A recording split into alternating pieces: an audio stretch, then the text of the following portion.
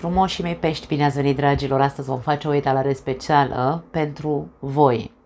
O etalare în semn de recunoștință din partea mea. Este un cadou pentru cei 20.000 de abonați, pentru cele 20.000 de persoane care sunt deschise să audă ce propovăduim pe acest canal. Știu că nu este un canal ușor de digerat, știu că nu sunt ușor de digerată nici eu, însă mesajele care se ascultă pe acest canal sunt foarte, hai să le spunem, dureroase de foarte multe ori și de aceea pentru mine 20.000 de persoane care acceptă ceea ce aud înseamnă foarte mult, adică poate alte canale care au 100.000 de subscribers sau 1.000.000 sunt extrem de fericiți. Eu mă simt la fel de fericită pentru că știu cât de greu este să auzi ce auzi și mai ales să accepti. Așadar, m-am hotărât să fac această etalare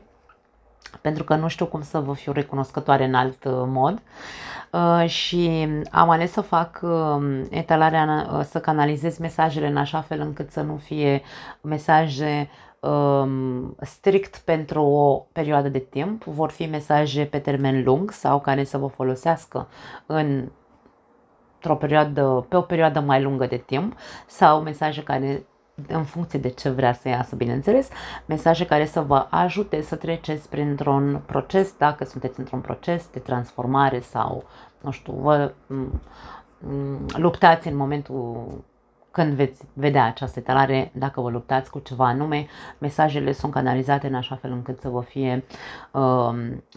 să vă fie sprijin într-un fel sau altul, sau să vă arate ceva ce trebuie să schimbați. Așadar, vom scoate 3 mesaje din acest oracol și vom clarifica cu cărțile de tarot.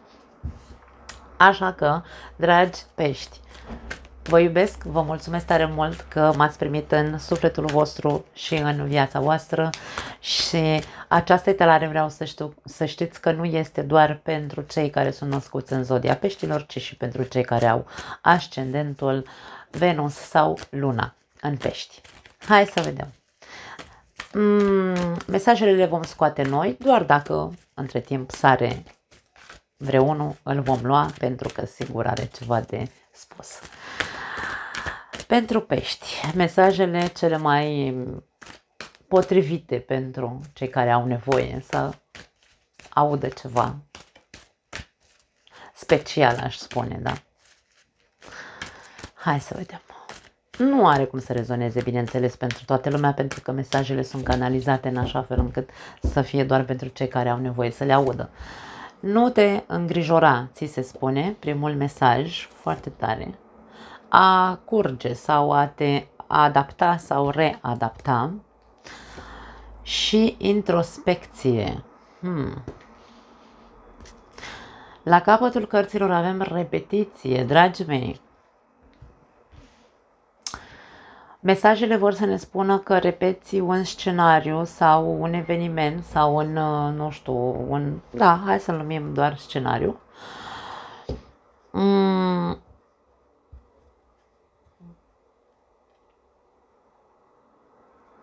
Unde e ca și cum tu nu vezi luminița de la capătul tunelului. E ca și cum zici, ok,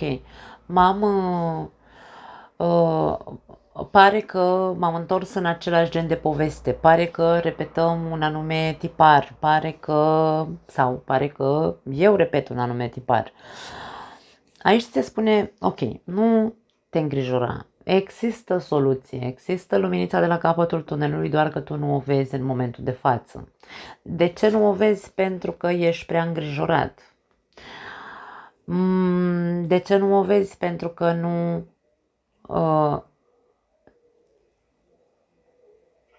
hai să spunem că nu vezi că trebuie să te adaptezi circumstanței din momentul ăsta, momentul în care tu vei vedea această etalare.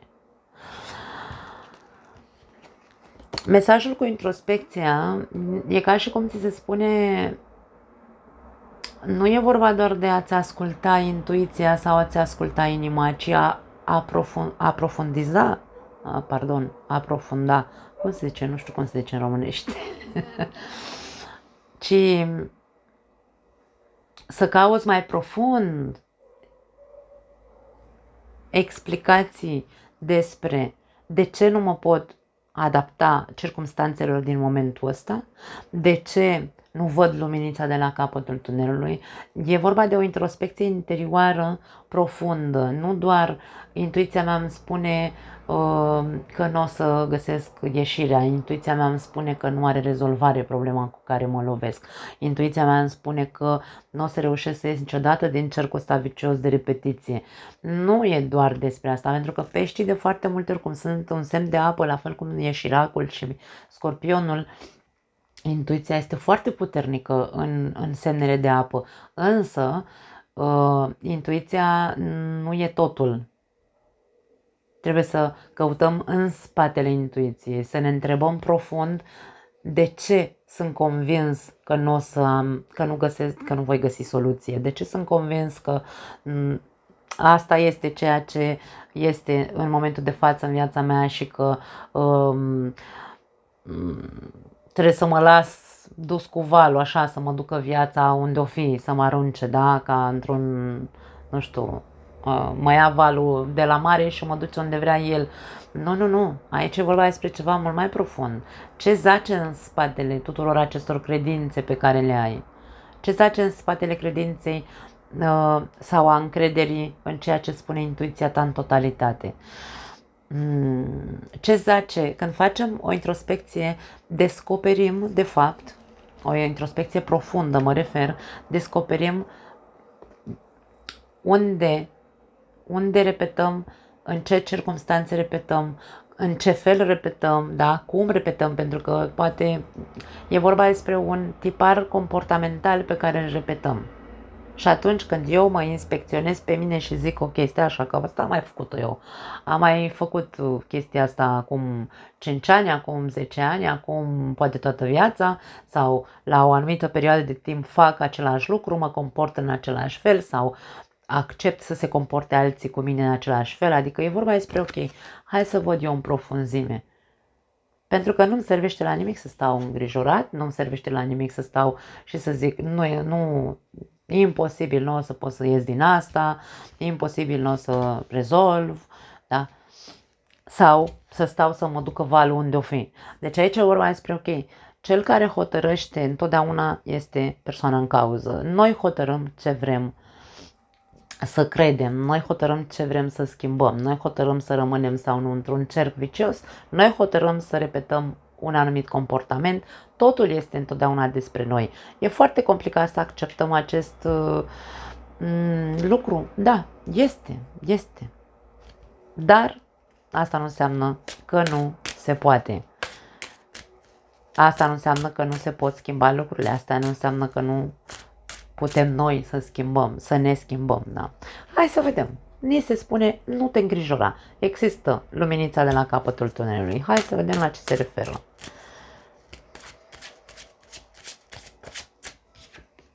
Nouă de cupe. Ok, eu cred aici că este vorba despre tine.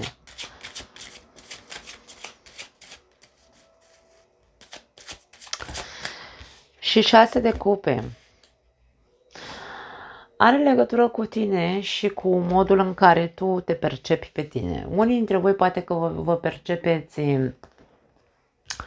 nu știu, persoane, hai să spunem așa,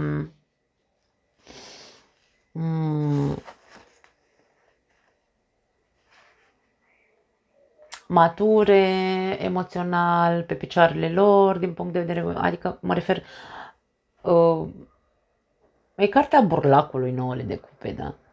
Persoane independente, toată viața ai fost așa, pentru că în cartea trecutului, ești o persoană sensibilă, ești o persoană care ține cont de, adică e ca și cum aici n-am uitat de unde am plecat. Nu știu de ce vine mesajul așa. Acum, voi poate vă percepeți într-un mod foarte pozitiv. Părerea voastră despre voi este una bună. 9 de cupe ne arată o imagine de autostimă bună. Da? Crezi în tine, crezi că poți cu orice, să zicem așa, că poți să depășești. Însă ai foarte multe momente în care, hai să spunem că, nu știu dacă trecutul trage de tine sau dacă tu devii melancolic. Înainte, nu știu, acum 5 ani îmi era mult mai bine sau eram mult mai bine cu mine. Mm, Dacă nu s-ar fi întâmplat ce s-ar fi întâmplat acum 5 ani, eu aș fi fost mult mai bine în momentul de față. Sunt multe mesaje de genul ăsta. Pentru unii sunt diferite. Pentru unii prima variantă, pentru alții a doua variantă. Ori voi sunteți nostalgici, ori trecutul trage de voi. Faptul că ești îngrijorat, că nu vezi ieșirea dintr-o anumită situație care are legătură cu tine sau care are legătură cu părerea despre tine, are legătură cu acel trecut. Dacă aici vorbim despre faptul că ți se spune că trebuie să faci o introspecție interioară, aș spune să mergi să faci introspecția interioară acolo unde trecutul te menține sau te trage în jos. Ce perioadă de satisfacții ai avut în trecut și tu crezi că nu vei mai avea de acum înainte? Ce câștiguri, da? Emoționale mă refer. Mândria aia în care zici ce tare eram înainte, mă. Și acum aia, uite, nu mai sunt în stare să găsesc soluții, nu mai sunt în stare să văd pozitivul, nu mai sunt în stare. Fă acea introspecție. Pentru că în principiu pare că ești ok. Trecutul are o problemă cu tine sau, mă rog, tu ai o problemă cu trecutul, că îl tot aduci în, da, poate repeți scenariul ăsta. Tot aduci trecutul ăsta în tine, în prezentul tău, care nu are nicio legătură, ca și cum ducă-se, lasă-l în pace. Tu trebuie să fii în prezent. Aici e vorba despre a te adapta la ce se întâmplă acum. Ce ai tu acum? Cine ești tu acum? Nu cel care ai fost în trecut. Nu cel care, nu știu, era ok sau ce iluzia pe care ne-o facem, ce bine ar fi fost dacă nu s-ar fi întâmplat nu știu ce acum 6 ani. Nu e despre, lasă-l în pace trecutul, închide odată ușa trecutului.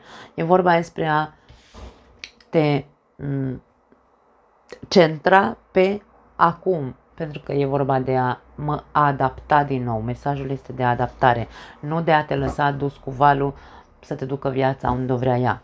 Hai să vedem la ce se referă acest mesaj sau ce explicație mai concretă putem să-i dăm. 4 de monede. 4 de monede, cartea zgârcitului, celui care nu vrea să renunțe la ceva. Și 4 de spade. Dragii mei, dacă pentru unii dintre voi e vorba despre o zonă de siguranță, o zonă de confort în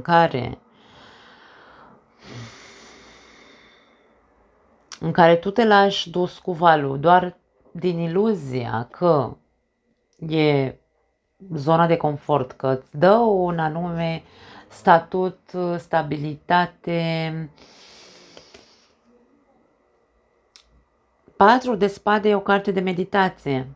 În afara faptului că e o carte de consum energetic, e ca și cum tu te consumi atât de mult încât să îți păstrezi această zonă cunoscută, această siguranță, da? Îți lași toată energia în a păstra această siguranță, pe când aici se spune învață să devii ca o apă. Nu poți să păstrezi nimic în viața ta. Aici ca și cum îți consumi energia degeaba, pentru că oricât de mult ai ține sau ai încerca să te agăți și să ții de ceea ce ai, nimic, e ca și cum nimic nu ne aparține. Când apare 4 de monede, cum este reprezentată ca fiind cartea zgârcitului sau a zonei de confort sau a posesivității, cu cât mai mult credem, da, că putem controla, credem că avem dreptul să păstrăm în viața noastră ceea ce considerăm că este zona de confort, cu atât mai mult, da, ca și cum dacă vrei, pare că ți se scurge printre degete cu acest mesaj de curs, da? Când tu meditezi și vezi, de ce, Domne, țin cu dinții? De ce țin cu dinții la ceva? Nu știu la ce ții, tu știi. Unii dintre voi poate la un job, unii dintre voi poate la, nu știu, la o casă, de ce nu? Când vorbim despre siguranță materială, poate vorbi. Unii dintre voi țineți cu dinții de o relație care poate nu e ok, vă consumă în totalitate, și psihic, și emoțional, și fizic, și în toate felurile. Pentru că probabil unii dintre voi, da, mai primim mesaje de genul, suntem în vârstă, nu mai avem altceva de ales, trebuie să rămânem aici, asta e. Eu nu sunt nimeni care să contest lucrul ăsta, fiecare are credința lui, fiecare alege ce vrea. Însă, aici, meditează și vezi ce poți să faci să te scurgi de acolo, să te readaptezi, nu să încerci să ții cu dinții. Unii dintre voi poate încerca să țineți cu dinții de ceva și acel ceva se îndepărtează de voi, insist. Meditați asupra acestui lucru. De ce? Cât de mult ați făcut același lucru și în trecut? Nu asta este soluția, e ca și cum asta nu este soluția, dragă pește. Repeți în continuare și crezi că singura ieșire este să te comporți la fel ca în trecut. Cărțile spun exact invers.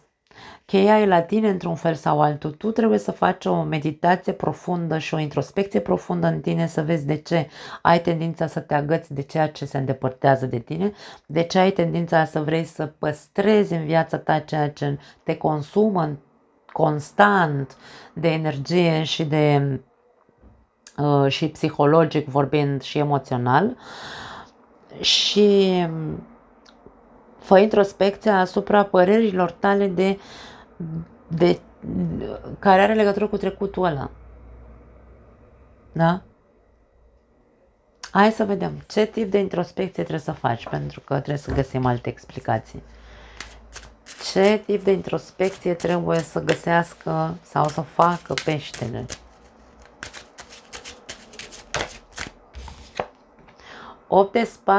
Optul de spade este cartea liberului arbitru și cartea blocajelor și cartea, hai să numim așa, a închisorii, închisoarea mea mentală, credințele mele, fricile mele.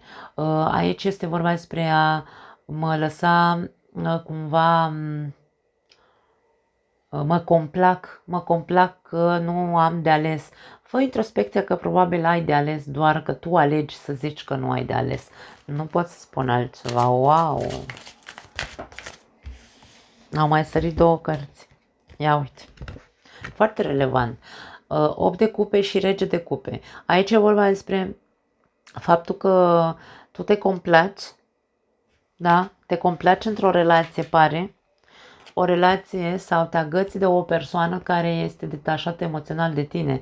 Această persoană poate nici nu mai e în viața ta, poate s-a îndepărtat, ori s-a mutat, ori cel puțin nu-ți mai, da, nu, emoțional cel puțin, chiar dacă nu s-a deplasat fizic, această persoană din punct de vedere emoțional nu mai este atașată de tine. Tu ești singura care te atașezi. Tu ești singura persoană care te atașezi. Aici, la tine este buba, aș spune.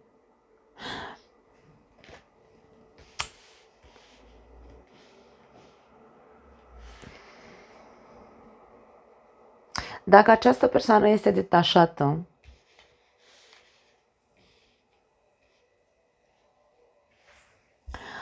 întreabă-te de ce alegi să-ți închizi viața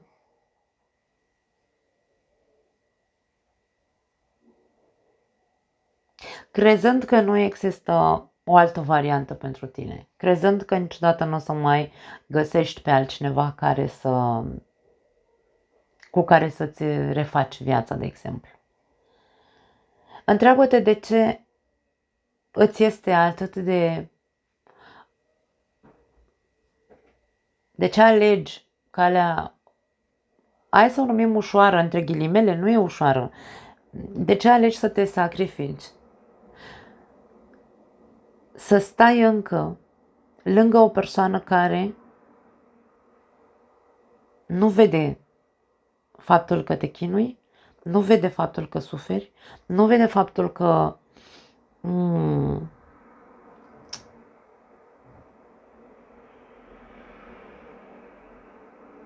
poate te tratează într-un fel sau altul, nu știu, poate te tratează urât și nu, nici măcar persoana asta nu înțelege cum de tu încă mai stai acolo, da?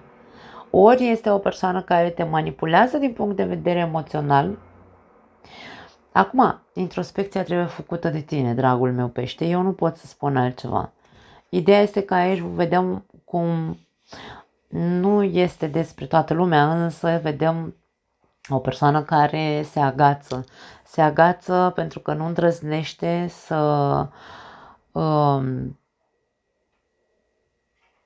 nu îndrăznește să se elibereze.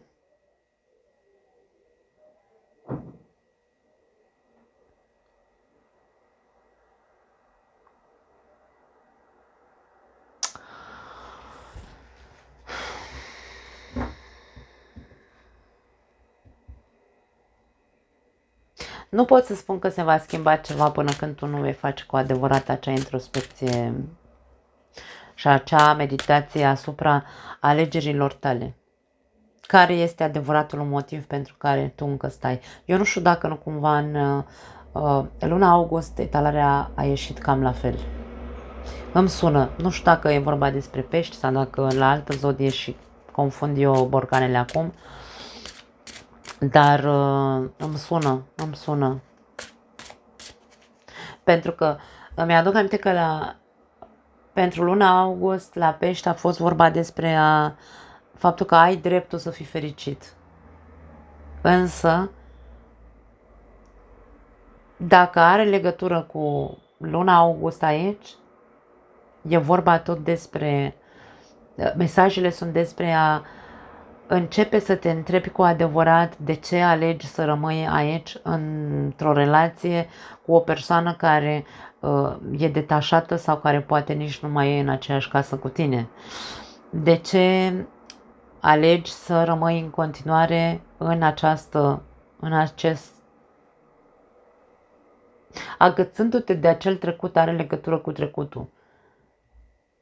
Hai să vedem ce repeți, pentru că aici avem mesajul de repetiție. Eu, acum nu știu dacă nu cumva unii dintre voi ați fost despărțiți de persoana asta și v-ați întors înapoi la ea. Poate fi și asta. Repetiția ne poate vorbi. Ai dat din lac în poți. Te-ai împăcat cu persoana asta și lucrurile s-au întâmplat la fel. Da? Și acum tu probabil te agăți de imaginea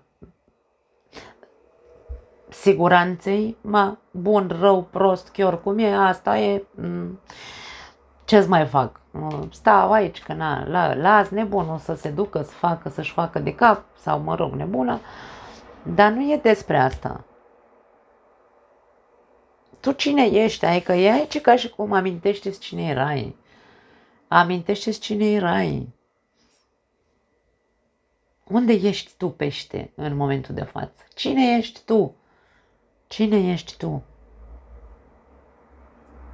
Ce-ar fi să îți amintești cine erai? Că poate așa îți vine curajul și ieși de acolo, da? Hai să vedem repetiția asta.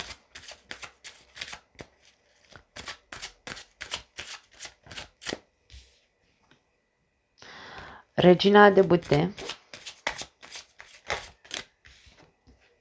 și 9 de monede, dragii mei.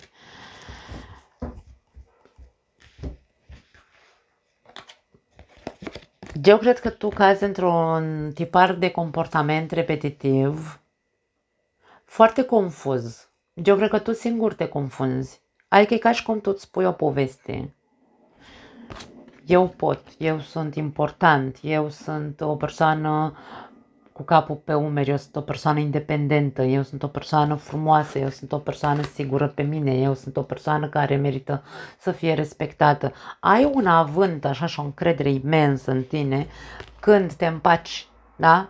Ca și cum tu aici pui condiții. Când te-ai împăcat cu o persoană asta, probabil că ai pus condiții. Ai zis așa, așa, așa, așa și așa. Ai fost foarte fermă. Însă, când a început din nou relația, să zicem așa, după o săptămână, două, a făcut fâs. Persoana asta a făcut din nou același lucru. S-a detașat din nou, a intrat în același cerc vicios și aici avem o repetiție, da? Optul de spade este cercul vicios al comportamentului din punct de vedere emoțional și aici vorbim despre faptul că te regăsești și zici oricât m-aș pune eu de fermă, oricât aș fi eu cu piciorul în prag, oricât aș fi eu de încrezătoare în mine, oricât aș fi eu de nu știu ce, n-am cu cine, domne, ăsta repetă același tipar de comportament.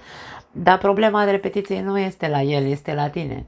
Când tu te pui fermă, da? Pui piciorul în prag și zici, domne, eu știu cine sunt, eu știu ce merit, eu știu cât merit în viața asta, pentru că sunt o persoană serioasă și dau, sau nu știu, mă rog, sunt o persoană care, din punctul meu de vedere, merit respect, merit iubire, merit tot ce e mai bun. Însă, când văd că se repetă scenariul, păi ce fac? Eu mă iau și plec de acolo, da? Deci eu nu stau aici constrânsă doar pentru că accept așa din senin să mă ducă viața că n-am cu cine, domne, și n-am altă soluție decât să stau lângă tâmpit. Nu! Te iei și pleci. De-aia spun că cercul vicios al confuziei despre tine și modul în care tu repeți comportamentul este despre tine. Tu ai momente când ești cu ouă, cum se zice, și ai momente când zici, nu, stau aici că nu. Hotărăște-te. Tu vrei să fii o persoană sigură pe tine și să găsești ceea ce tu meriți în funcție de valoarea care o pui pe tine, da? Modul în care tu te valorezi, pentru că aici când vorbim de persoane care se valorează, care au chipurile, o părere foarte bună despre ele, o părere foarte, hai să spunem așa, de domne, eu știu cine sunt și știu care mi-e prețul și nu mă vând pe mai puțin, când vorbim despre o atitudine de genul ăsta, demonstrează, pentru că aici ceea ce se vede este că te faci mic și te agăți. În loc să fii cu ouă cum pare că vrei să fii, te faci mic și accepti toate măgările persoanei ăsteia. Sau măgările, nu știu, unui șef, habar n-am, că mesajele, dragii mei, sunt pentru toate categoriile, nu doar despre iubire, da? Așadar, ceea ce tu repeți este că te dai viteaz, însă doar așa, ca și cum câinele care latră nu mușcă.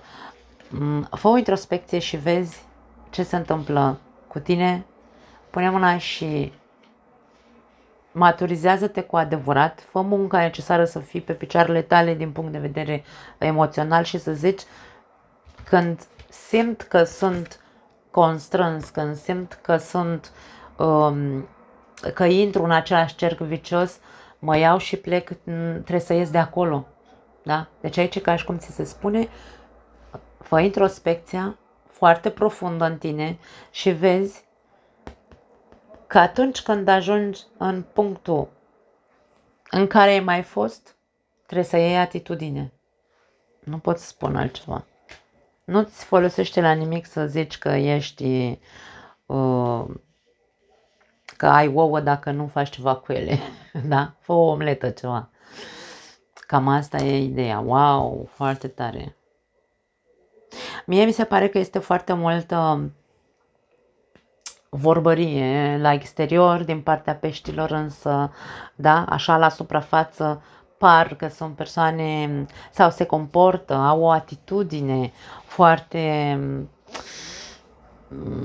îngânfată și foarte bună despre ei înșiși, însă la ora adevărului, cum se zice, da, când sunt puși față în față cu o anume situație pe care trebuie să o depășească, se fac mititei și se lasă la fund și se agață de tot ce pot ca să nu... De-aia spun, dacă ai ouă, fă o omletă cu ele, fă ceva. Nu pot să zic altceva. Dragii mei, îmi pare rău, mesajele sunt care sunt. Etalarea este din toată dragostea mea către voi, cu multă iubire.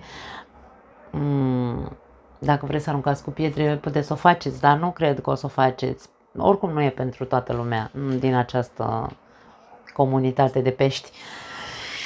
Sunt mesaje care trebuie să le audă unii dintre pești. Nu mai am altceva. Vă pup, vă iubesc și ne vedem în următorul material. Ciao!